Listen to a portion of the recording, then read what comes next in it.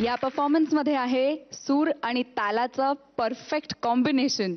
म्हणूनच आम्ही याला म्हणतो नोकिया डबल धमाका परफॉर्मन्स, ज्याला मिळणार आहे Nokia X101 dual SIM phone जबरदस्त साऊंड सोबत. तो आजचा आपला स्पर्धक आहे धवल चांदवडकर.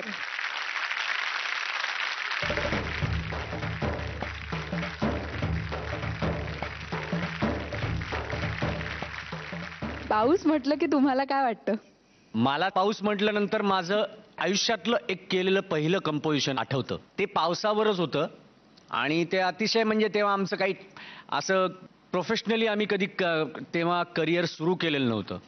तेव्हा असं म्हणतात ना की असं सायकलवर जाता जाता सहज सुचलेलं एक कंपोजिशन ती चाल होती पावसाची. माझी पावसाची ती अशा अनेको आठवणींपैकी ती एक आठवण आहे. अजय, पाऊस आठवला की सगळ्यात जास्त काय आठवतं मला, सिन्सिअरली सांगू का, शाळा चालू झाली किंवा 15 ऑगस्ट किंवा आमचं दरवेळेला आम्ही एनसीसी मध्ये दोघंही असायचो. पण ना घरी आम्ही रात्रभर ते कपडे स्टार्च करून सकाळी बूट पॉलिश करून ठेवायचो आणि नेमकं प्लीज 15 ऑगस्टला पाऊस पडू नये, कारण सकाळी 7ला आम्हाला ती परेड वगैरे असायची, गावातनं मिरवायला मिळायचं ना, आणि ती परेड कॅन्सल करायची मग पाऊस आल्यावर.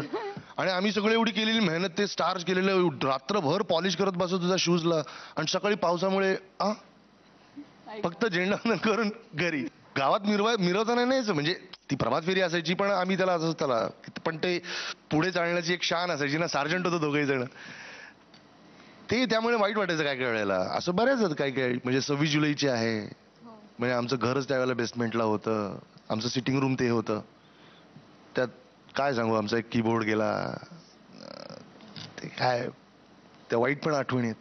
पण मला वाटतं या वाईट आठवणी हा येणारा पाऊस धुवून काढेल आणि फक्त चांगल्याच आठवणी पुढच्या वेळेला नक्की घेऊन येईल. ऑफकोर्स, कारण त्याच पावसात नंतर आम्ही पुण्याला जाऊन कोंबडी पळाली केलं. हा